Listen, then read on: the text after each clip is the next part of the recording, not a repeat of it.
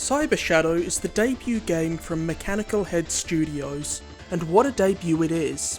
It's worth noting that Cyber Shadow is being published by Yacht Club Games, the team behind Shovel Knight, which is one of the best platformers ever, so I knew that Cyber Shadow was likely going to be excellent if they saw something special in it. And after finishing Cyber Shadow, I can see why Yacht Club was so quick to snap it up. This Ninja Gaiden inspired side-scroller boasts gorgeous pixel art, a great soundtrack, and most importantly, tight and responsive gameplay. Cyber Shadow joins the likes of The Messenger and Shovel Knight in the absolute top tier of retro-inspired platformers. Cyber Shadow stars Shadow, a cybernetic ninja on a quest to save his clan. To do this, Shadow has to fight his way through the ruins of Mecha City, a city that has been ravaged by evil machines. Cyber Shadow's story is largely told through NES-style cinematics that feel very reminiscent of the cutscenes found in the NES Ninja Gaiden games, though with an additional layer of polish that simply wouldn't have been possible on the NES. Cyber Shadow is simply a joy to play. The gameplay is refined and offers a surprisingly robust moveset. As you make your way through Cyber Shadow, you're constantly getting new abilities like wall climbing, dashing, parrying, a DuckTales-esque downward strike, and the ability to fling shurikens or fireballs at enemies. These skills expand your options for both traversal and combat. I loved the implementation of a parry mechanic, as it's not something you see very often in this type of side-scroller. Once you get the timing of the parry down, stopping an enemy's projectile, then sending it straight back at them is incredibly satisfying. Cyber Shadow is one of the most brutally challenging games I've played in the last few years. Most of the time, Cyber Shadow's difficulty is very well balanced, keeping the old school challenge without ever being quite as punishing as the games that inspired it, thanks to its well-placed checkpoints. However, I do feel like the final chunk of Cyber Shadow ramps up the difficulty a bit too far. The final platforming section in particular is so difficult, taking me dozens of attempts to get through. This is the only point where I found myself actually frustrated with Cyber Shadow, as it felt like it desperately needed another checkpoint in the middle. The initial boss fights in Cyber Shadow are very simplistic, but as the game goes on, the boss fights get considerably better and more challenging. I particularly liked the Mecha Dragon boss, which as you've probably guessed is a giant robotic dragon.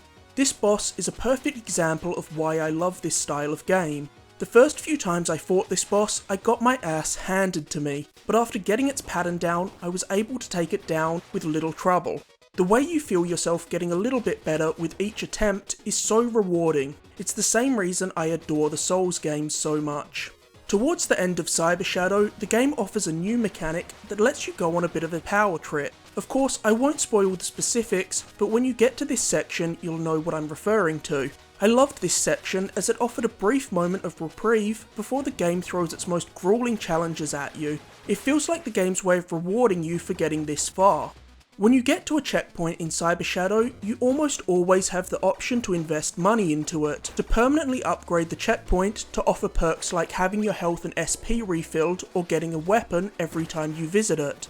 I loved this idea. It reminds me a lot of kindling a bonfire in Dark Souls, and this extra bit of assistance is often enough to help get you through some of Cyber Shadow's more challenging areas.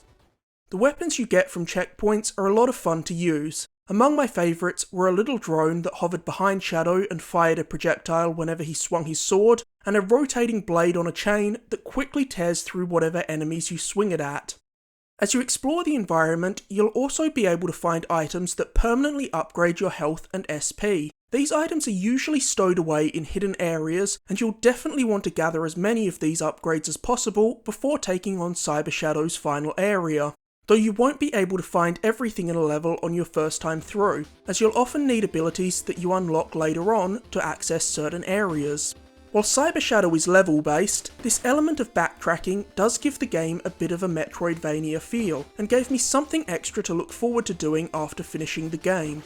I'd be remiss to not spend a little bit of time talking about just how good Cyber Shadow looks. The animation is fantastic, and little details like the rain on certain stages help to give Cyber Shadow some additional visual flair.